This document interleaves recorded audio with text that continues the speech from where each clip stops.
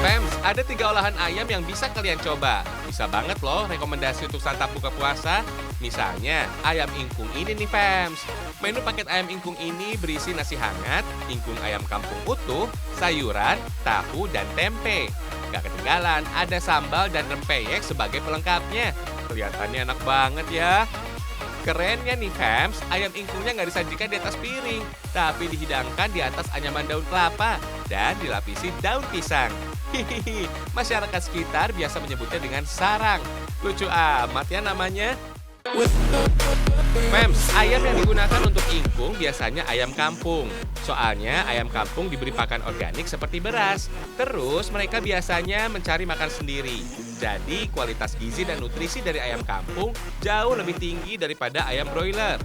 Selain kualitasnya yang baik, ternyata hanya ayam jago alias ayam jantan sajalah yang digunakan untuk ingkung. Bukan tanpa alasan sih, ayam jenis ini sering banget membusungkan dada yang menggambarkan perilaku sombong dan angkuh. Kata ingkung Fems diambil dari proses memasak dengan cara diingkung, alias ayam diikat dan ditekuk untuk menghilangkan perilaku buruk tadi. Yang pasti mengisyaratkan manusia untuk harus bersujud di hadapan Maha Kuasa. Fems, menu ini sudah ada sejak kerajaan Jawa yang dipengaruhi oleh agama Hindu loh. Nah, istilah ayam ingkung ini ternyata sudah disebutkan pada karya sastra lama yaitu Serat Centini II yang menyebutkan mengenai iwak pitik alias lauk ayam. Ayam ingkung biasa disajikan ketika ada acara adat tertentu, misalnya upacara bersih desa atau tradisi lokal lainnya. Warga setempat biasa menyebutnya dengan berkat dalam sebagai tradisi ungkapan syukur dari warga untuk warga.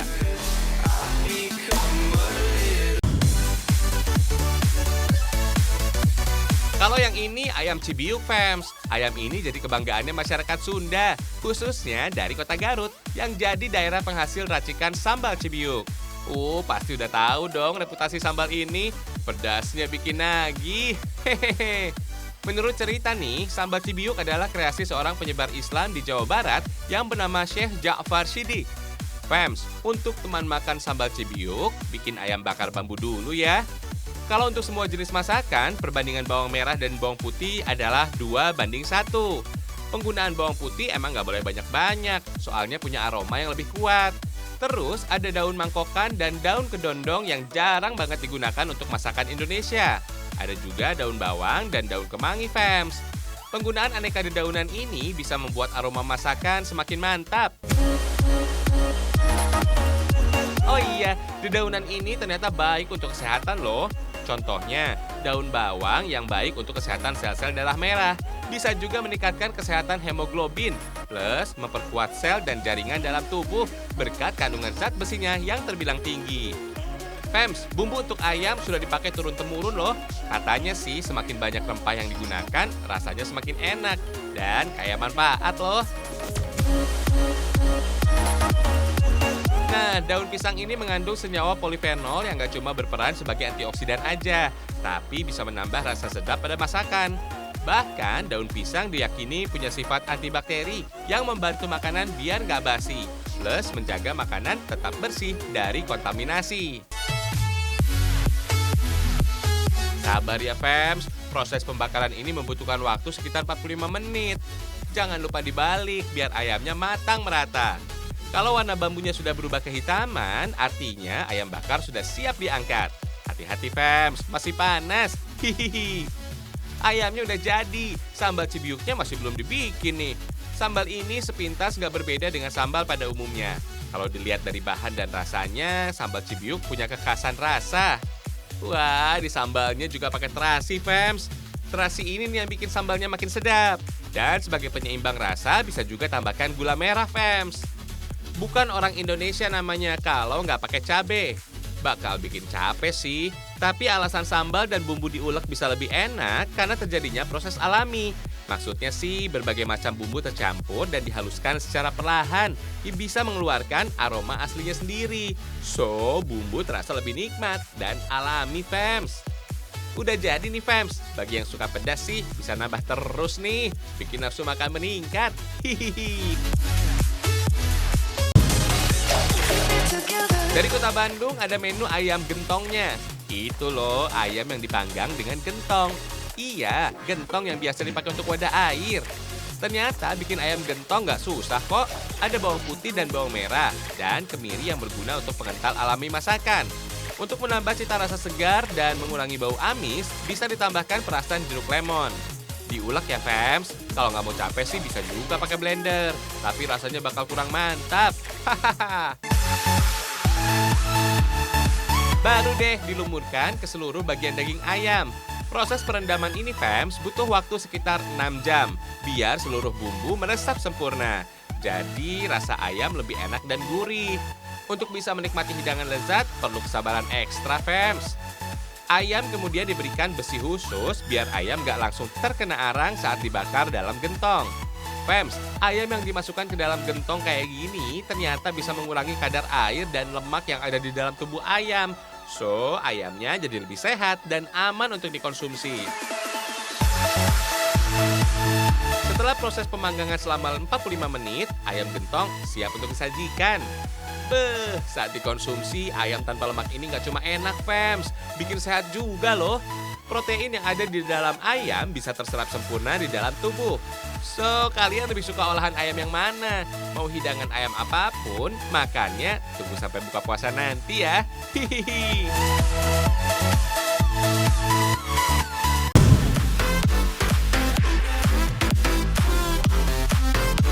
Kalau mau dinikmati ketika buka puasa nanti, boleh banget fams. Nih, ada camilan khas orang Sunda yang nggak boleh dilewatkan. Kue bandros namanya. Sekilas, kue bandros ini mirip dengan kue pukis ya. Iya, karena dibuat pada cetakan yang serupa pastinya. Di Santero, Kota Bandung, kalian bisa dengan mudah menemukan penjual yang menjajakan menu camilan kue bandros. Tapi kalau olahan bandros tergaul, bisa kalian jumpai di daerah Coblong, Kota Bandung. Fams, bandros sebenarnya punya beberapa jenis. Ada yang disebut bandros asin dan juga bandros manis. Kapanpun bandros bisa disantap. Tapi pas banget kalau disantap saat buka puasa nanti. Kuliner jadul yang sudah mulai ditinggalkan ini akhirnya mengikuti perkembangan zaman fams. Biar bandros nggak cuma dikenal oleh warga era 90-an aja.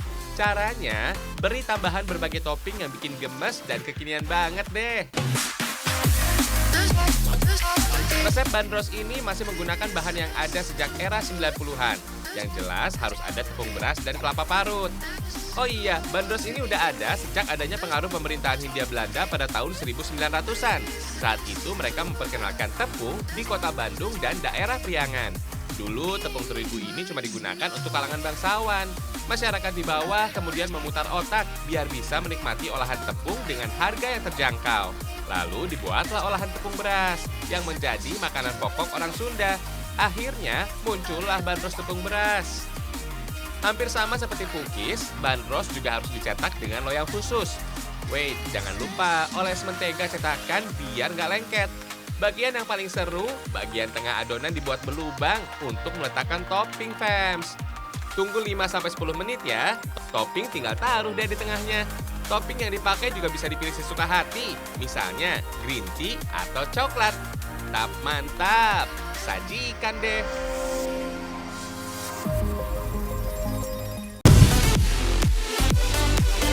Masih berhubungan sama coklat nih, ini namanya mini coklat pie fams.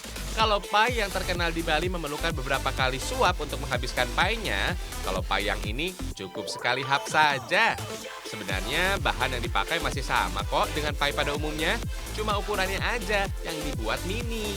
Oh iya fams, pie manis ini dipelopori oleh bangsa Inggris. Mereka pertama kali membuat pie pada tahun 1500-an yang dipersembahkan untuk Ratu Elizabeth I. Dulu sih isian pie cuma apel aja. Nah, adonan pie nggak memerlukan gula lagi karena rasa buah apel yang manis. Makin kesini, pie manis sudah mengalami banyak inovasi. So, di dalamnya nggak cuma terdiri dari tepung dan buah apel aja. Ada juga coklat putih atau vanila yang juga bisa ditambahkan pewarna, biar makin meriah. Hehehe. Masih kurang seru, mini marbles ini juga bisa ditambahkan, biar mini pie-nya lebih berwarna. Wah, cakep-cakep ya. Lumayan nih fams, bisa buat inspirasi untuk kue lebaran nih. Hehehe.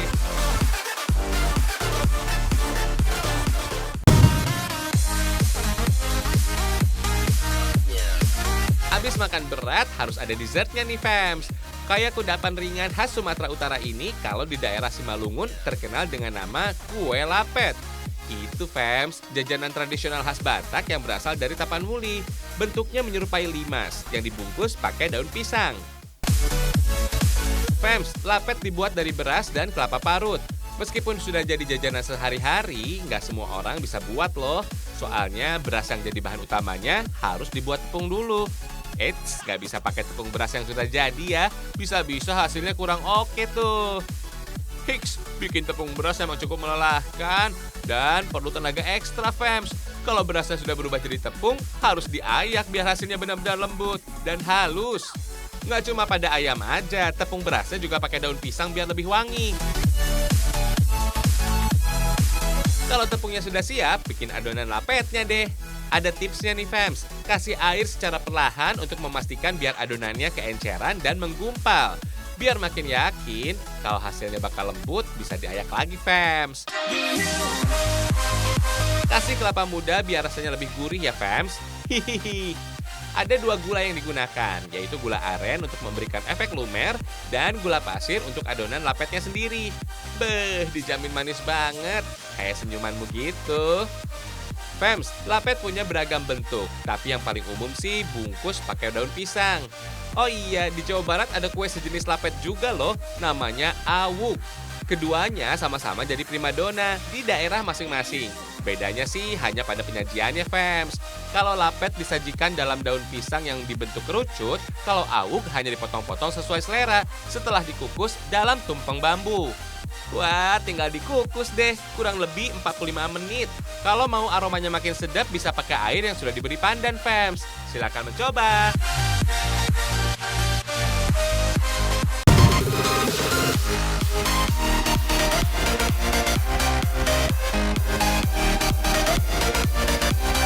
Yang ini bentuknya hampir sama dengan lapet. Bedanya celorot ini dibungkus pakai daun kelapa. Katanya ada yang lebih spesial lagi fams. Celorot ini dibuat menggunakan bahan baku berupa buah rotan. Jadi penasaran ya. Buah ini sepintas mirip duku atau langsat. Tapi sebenarnya ini buah rotan. Iya, tumbuhan yang umumnya dimanfaatkan sebagai bahan kerajinan. Fams, rotan yang dalam bahasa setempat disebut jernang banyak tumbuh di sebelah utara Pulau Lombok, tepatnya di desa Gangga. Rotan tumbuh berumpun dengan batang kecil, memanjang dan menjalar hingga 15 meter. Kalau pengen memetik buahnya, mesti hati-hati ya. Soalnya rotan diselimuti duri dan bisa bikin cedera. Tapi buat warga desa Gangga, kayaknya nggak masalah tuh. Mereka sih udah ahli fams. Tungguin sebentar aja, buah rotannya udah bisa terkumpul banyak. Dan tinggal diolah deh. Fams, buah rotan atau jernang oleh masyarakat Lombok Utara digunakan sebagai bahan untuk membuat kue khas tanah Sasak yang disebut celorot. Ternyata buah rotan juga berpotensi sebagai antioksidan dan prokoagulasi darah karena mengandung senyawa semipolar yang terdeteksi positif sebagai obat-obatan. Soalnya buah rotan punya kandungan senyawa flavonoid, triterpenoid, dan tanin fams. Buat adonan celorot nih fams, bisa juga ditambahkan dengan buah naga untuk pewarna alaminya. Kandungan omega 3 dan omega 6 pada biji buah naga bisa meringankan persoalan respirasi alias mengatasi batuk dan asma. Nah, adonan celorot bisa langsung dimasukkan ke dalam daun kelapa muda atau janur. Lalu gulung membentuk kerucut panjang menyerupai trompet kecil. Oh iya, celorot adalah kudapan tradisional yang unik dan khas dari Pulau Lombok. Cara menikmatinya pun tergolong unik fams. Kalian nggak perlu mengupas bungkus daun kelapanya, tinggal tekan bagian bawahnya kayak gini. Celorot bisa langsung keluar menembus bungkusnya. Cocok nih jadi menu takjil buka puasa.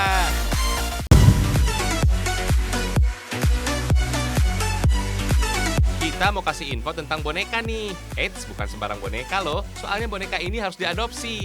Ada 7 jenis boneka fams. Ada Amanda, Annabelle, Jennifer, Brenda, Chloe, Grace, dan Lucy. Karakternya juga beda tuh. Ada yang centil, usil, manis, tomboy, sampai karakter boneka kutu buku. Hehehe, pokoknya mewakili karakter anak-anak sekarang deh. Kira-kira kalian mau mengadopsi yang mana nih? Fams, dinamakan boneka adopsi karena kalian bisa mendapat sertifikat ketika membelinya. Istilahnya berguna sebagai akte kelahiran. So, harus dirawat layaknya anak sendiri ya. Ide pembuatan boneka adopsi berawal dari semakin berkurangnya minat anak-anak dalam memainkan boneka Fems. Soalnya mereka asik bermain gadget sih. Ada boneka adopsi ini, akhirnya banyak anak-anak yang kembali tertarik untuk bermain boneka. Kalau sekarang sih main boneka juga pas banget dimainkan di rumah selama wabah virus corona merebak. Oh iya, dalam 1 bulanan rumah industri ini bisa menghasilkan hingga 300 buah boneka loh. Kalau dakron ini digunakan untuk mengisi bagian yang kosong di dalam kain, biar bonekanya terlihat hidup dan 3 dimensi. Bagian paling penting dalam pembuatan boneka adopsi adalah pemasangan rambut Fems. Rambutnya ini dibuat dengan benang wol biar hasilnya lebih halus. Jenis rambut yang dihasilkan juga bermacam-macam, mulai dari rambut lurus sampai ikal yang bikin gemes. Kalau sudah, pasang mata dan bibir. Kasih pakaian sesuai karakter ya. Ada sepatu, aksesoris rambut, sampai blush on-nya. Hahaha, kayak manusia banget ya. Fems, ada beberapa ukuran boneka yang bisa dipilih loh. Ukuran paling besar setinggi 26 cm. Untuk sedang berukuran 19 cm. Dan yang paling kecil setinggi 12 cm. Fems, gak cuma boneka aja yang dijual, baju-bajunya juga komplit loh. Mulai dari baju casual, baju pesta, baju balet, sampai baju pernikahan juga ada. Seru amat ya.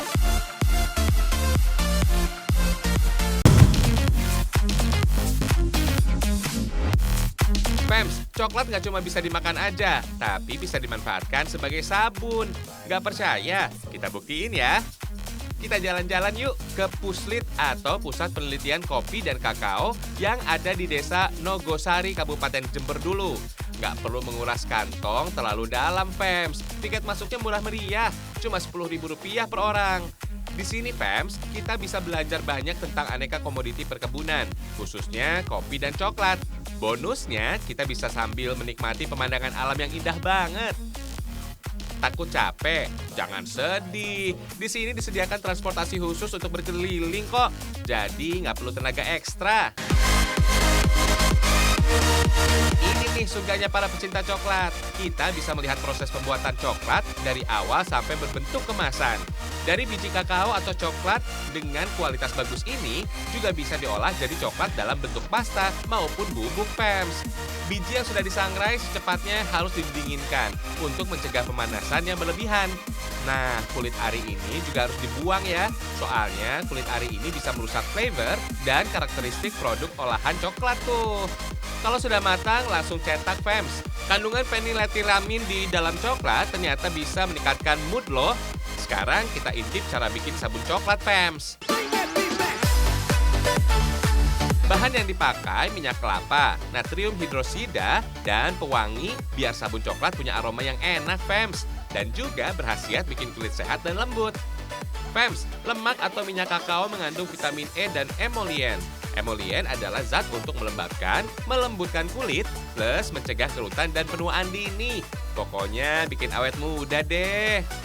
Oh iya, tempat wisata ini menyimpan banyak peninggalan bersejarah yang berkaitan dengan masa penjajahan Hindia Belanda di Indonesia. Fems, masih di jalur Jember Banyuwangi nih Fems. Di sini kita juga bisa berkeliling pakai kereta yang super mini loh. Namanya kereta lori Fems. Kereta ini dulu dimanfaatkan pemerintah Hindia Belanda untuk mengangkut hasil panen tebu dari perkebunan sampai ke pabrik gula. Maklum, untuk mengangkat tebu dengan tenaga manusia dirasa nggak efektif dan membuang-buang waktu aja. Apalagi jarak kebun tebu dengan pabrik gulanya lumayan jauh loh. Kira-kira luas lahan tebu bisa sekitar 2.000 hektar. Kereta ini sekarang udah jarang banget loh. Kalau ada, paling-paling digunakan sebagai loko lori wisata. Unik ya. Mau keliling perkebunan dengan naik lori? Yuk, let's go! Fems, ukuran loko lori lebih kecil dari lokomotif penumpang pada umumnya. Relnya juga lebih kecil, Fems. Hihihi. Kalau kalian pengen menikmati wisata dengan loko lori, bisa naik dari stasiun Kalibaru, Banyuwangi. Jangan takut nggak kebagian tiket ya. Soalnya ada 5 jadwal keberangkatan wisata naik loko lori sejak pukul 8 sampai jam 3 sore. Enaknya sih pagi-pagi atau sore sekalian ya. Hihi, biar cuacanya nggak terlalu panas.